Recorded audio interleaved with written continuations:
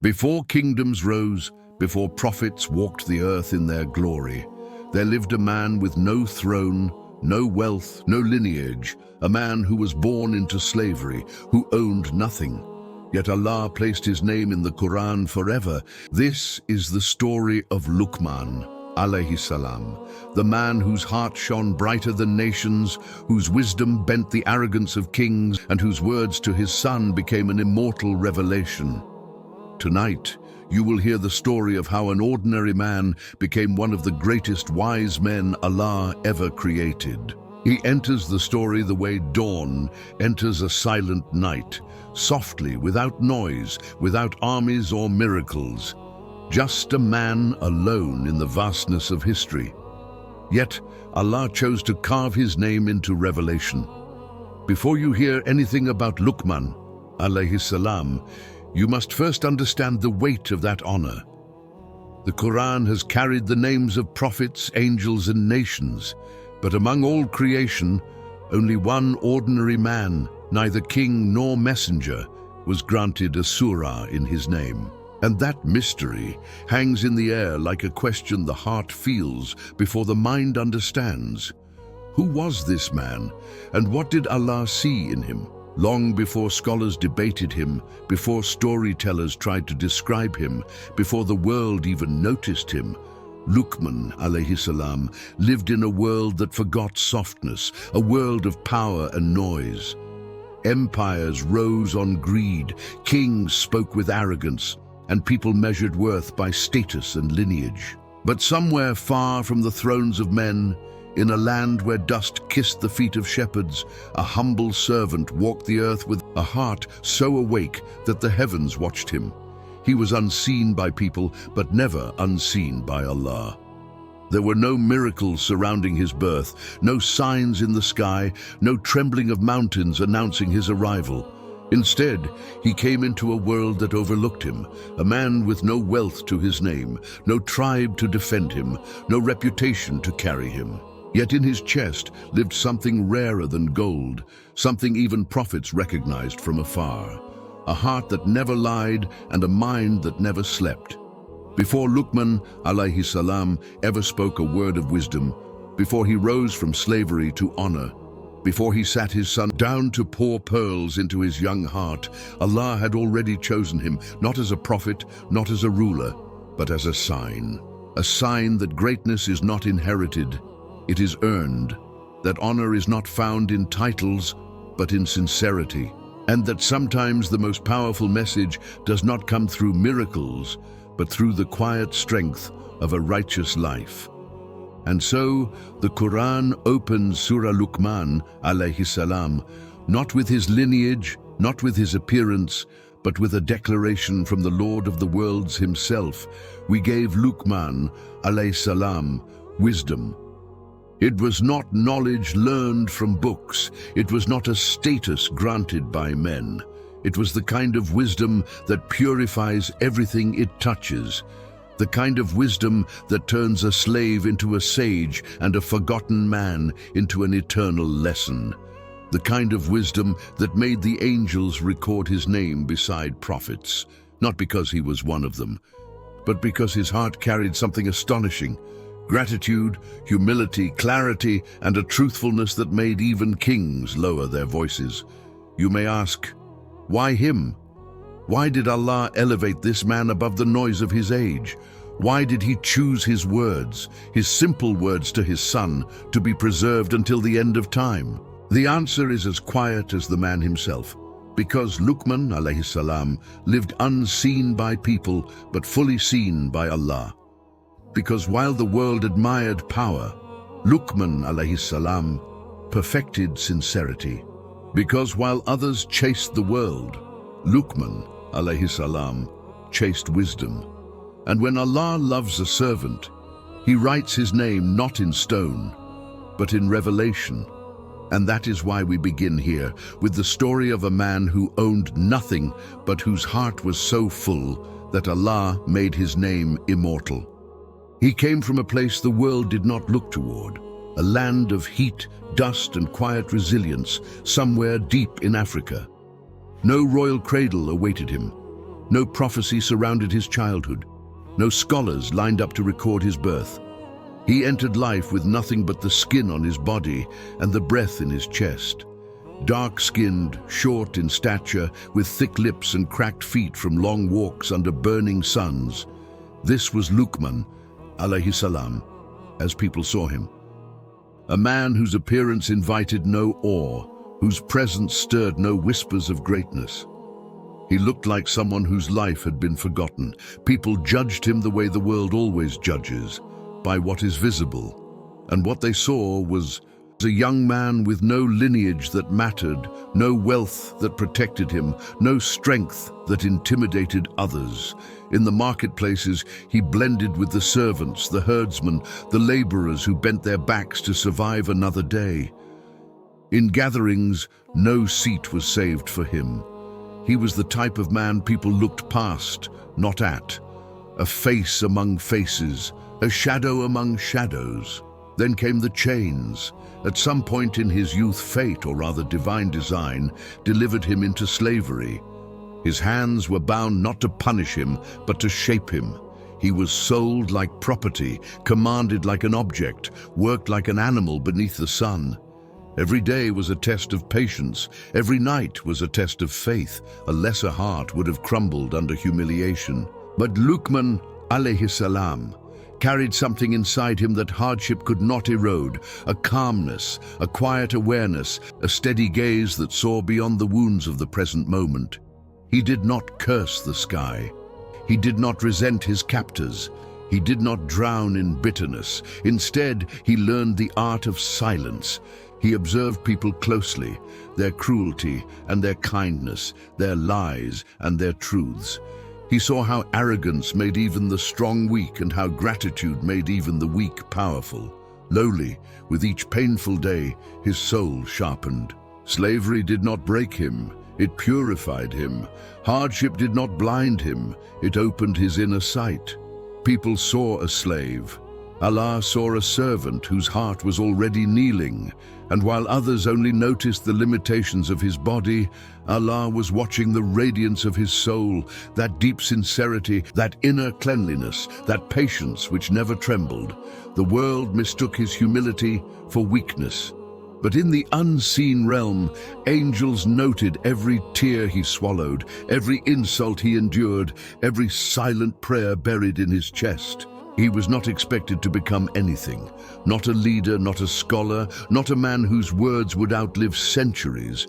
But this is the way Allah writes his finest stories, beginning with those the world underestimates. The ones who rise not because of power, but because of purity. The ones who are not sculpted by wealth or respect, but by trials that carve wisdom into their bones. Luqman's, alayhi salam, greatness did not start when he was freed, or when he advised his son, or when Allah immortalized him in the Qur'an.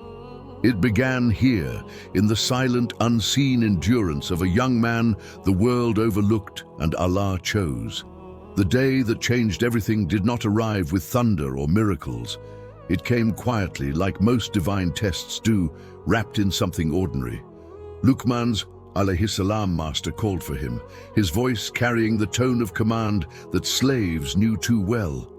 In his hands, he placed a simple order, one that seemed like routine. Slaughter a sheep and bring me the best 2 parts of it. No explanation, no hint, just a command. Luqman alayhi salam obeyed without hesitation. He took the animal aside, whispered a prayer only Allah heard, and carried out the task with steady hands. When he returned, he placed before his master 2 pieces of flesh, the heart and the tongue. A flicker of surprise crossed the man's face, but he said nothing. Not yet. The next day the test returned, this time sharper, heavier, more revealing. Slaughter another sheep, the master said, and bring me the worst 2 parts of it. Again Luqman alayhi salam obeyed. Again he returned with only the heart and the tongue. Now the master stared at him, no longer hiding his curiosity. Yesterday you told me these were the best parts, he said. Today you claim they are the worst. How can the same 2 things be both the finest and the most corrupt? Luqman alayhi salam lowered his gaze, not out of fear but out of respect. Then with a calmness carved from years of hardship, he answered, the answer that would free him, elevate him, and echo across centuries. Master, there is nothing better than the heart and the tongue when they are pure, and there is nothing worse than the heart and the tongue when they are corrupt. If they are righteous, the whole body becomes righteous, and if they are spoiled, everything becomes spoiled with them. For a moment the world seemed to still. It was as if the air around them absorbed his words, carried them, honored them, because what he said was not cleverness. It was truth wrapped in simplicity. The kind of truth only a man who has lived through silence and pain could understand. The heart and the tongue, the two things no human can hide, the two things that betray or protect a soul. If they shine, a person becomes light. If they darken, a person becomes darkness. The master looked at him differently now, as if seeing him for the first time. He realized this man, this slave whom the world dismissed, carried a wisdom deeper than the scholars he admired, sharper than the judges he consulted. At that moment, the chains around Luqman alayhi salam were no longer chains. They were proof that Allah sometimes hides diamonds inside dust. The master understood this man was never meant to remain a servant of people. He was meant to be a servant of Allah alone. And so the test, a test of flesh and humility, became the key to Luqman's alayhi salam freedom. A freedom not granted out of pity, but out of awe.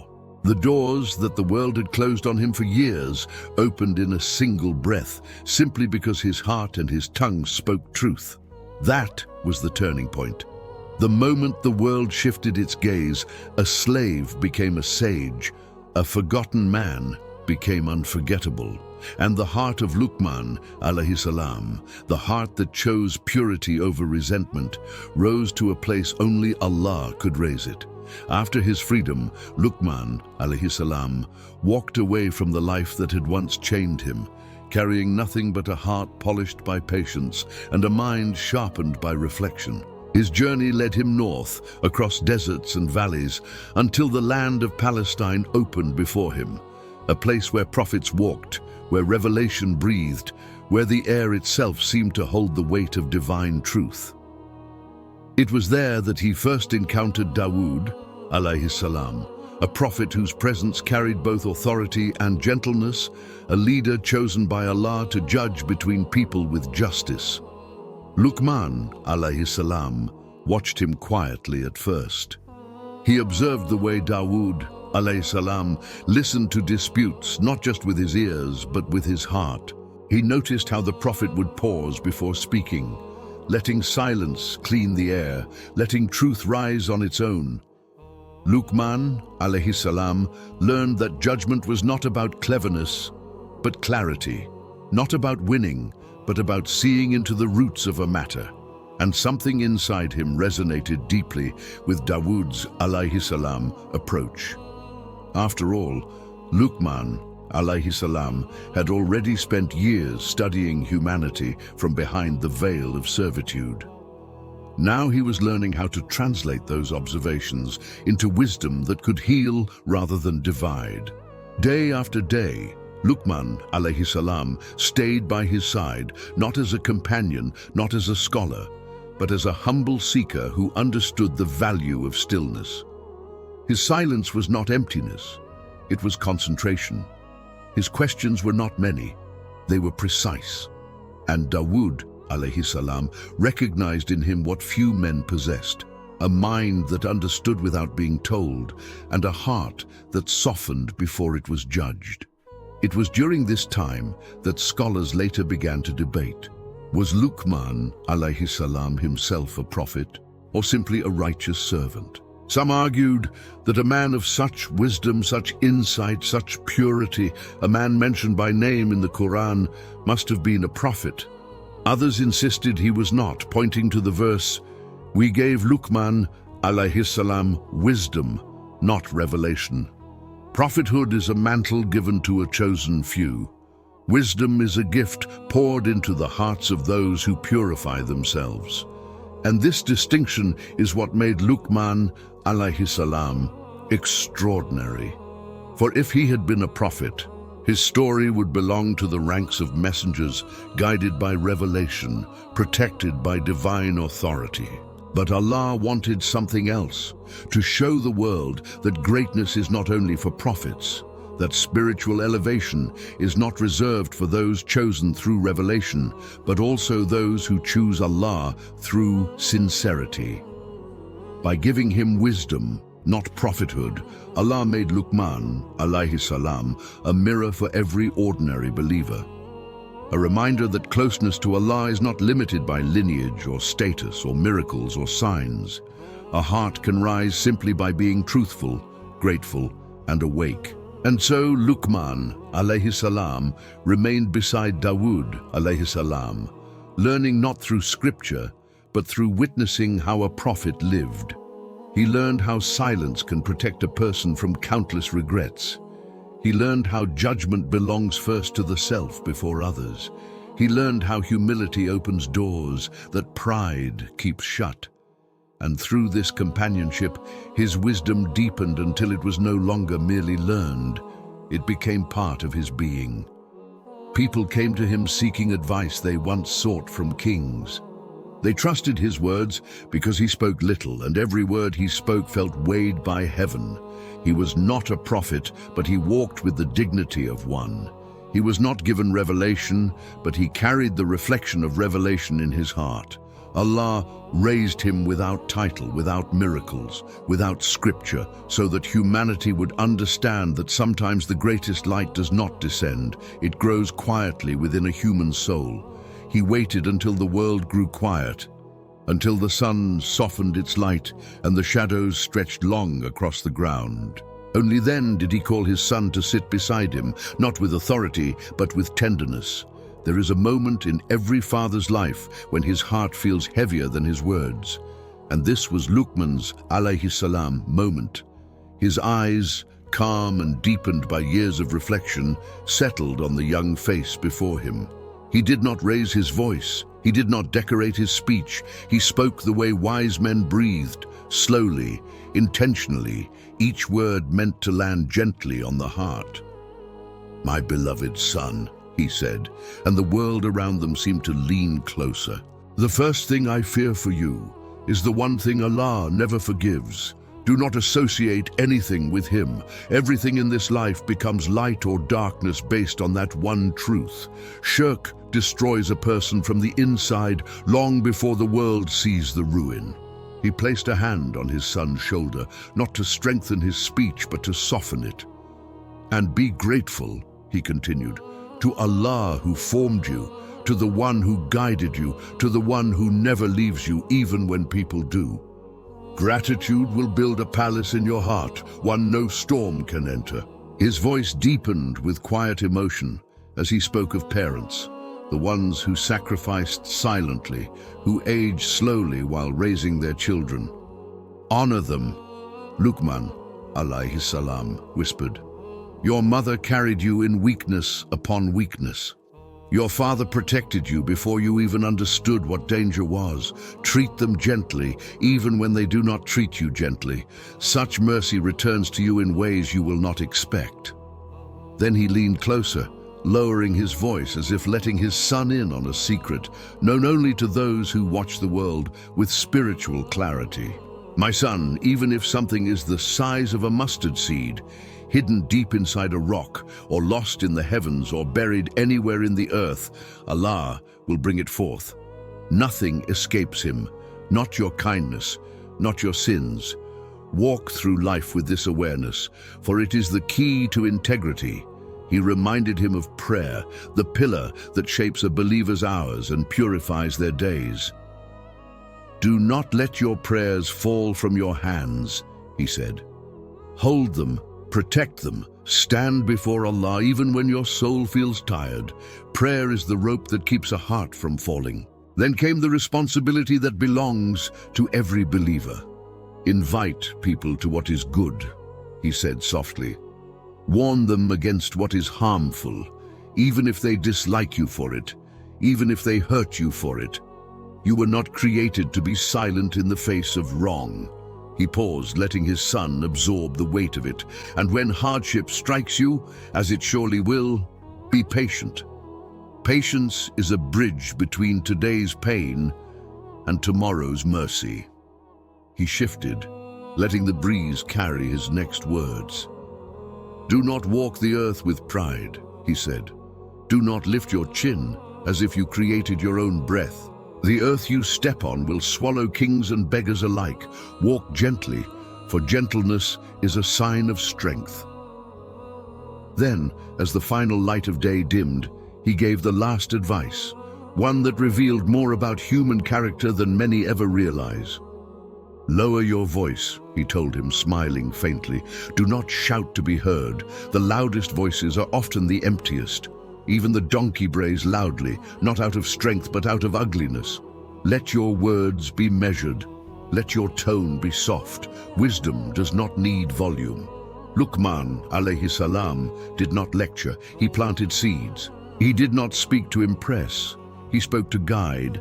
And as his son listened, the sky moved above them, the wind circled them, and the angels recorded every word, knowing these simple, tender instructions would outlive civilizations, preserved forever in the book sent for all time.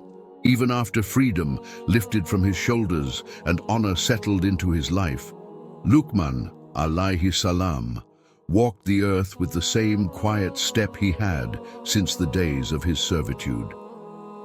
Nothing about him announced greatness. He did not dress like the learned, nor speak like the eloquent, nor carry himself like the powerful. His greatness lived in the places people ignore. The stillness between his breaths, the gentleness in his gaze, the way he listened more than he spoke. He was a man who thought deeply, spoke carefully, and lived softly. Those who sat with him would often forget he was in the room until he offered a single sentence that seemed to open a window in their chest and let the light in.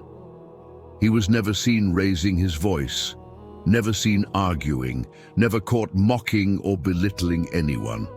If someone insulted him, he answered with silence. If someone asked him a question, he answered with words so measured they felt like they were chosen from heaven.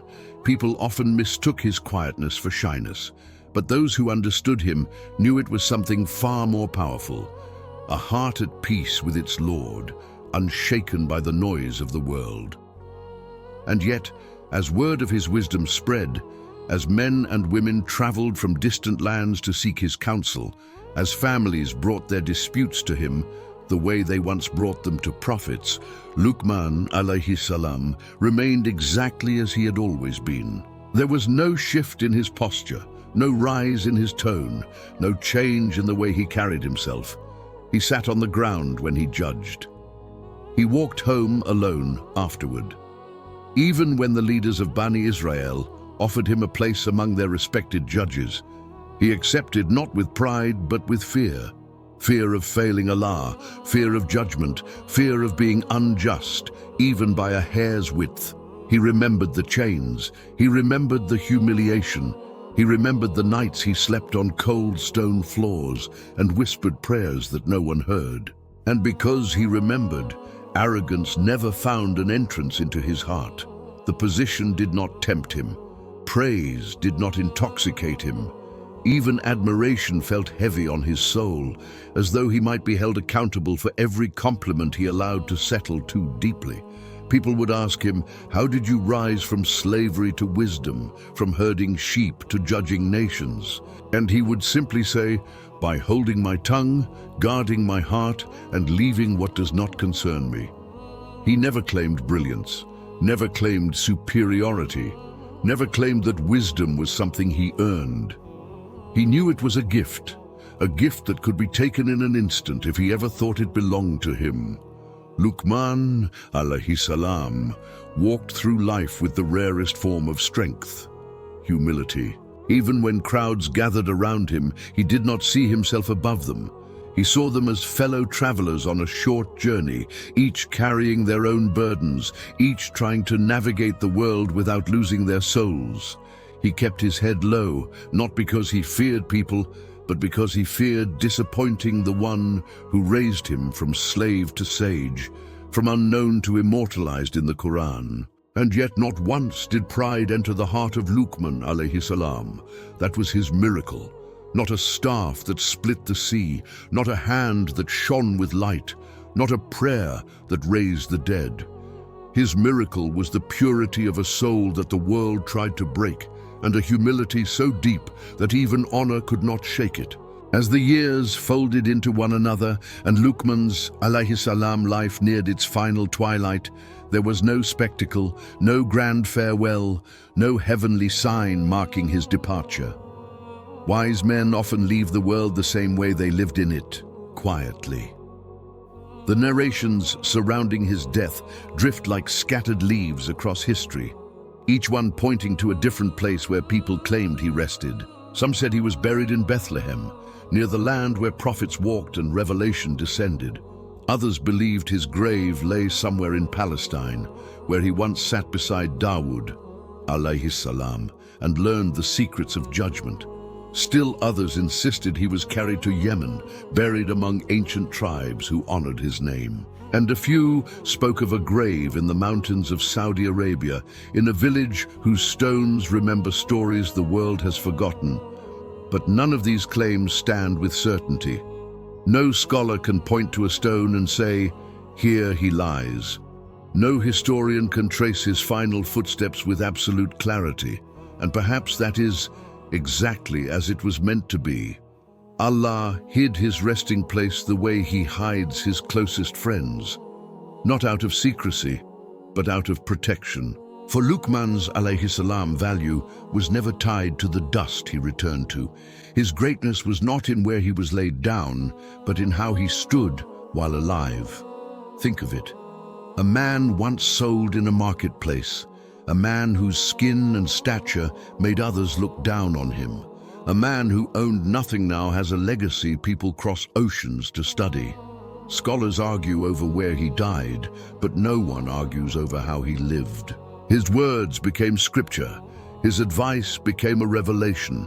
His heart became a symbol of what sincerity can achieve. The world remembers his voice, not his bones. And that is the truth Allah wanted humanity to understand.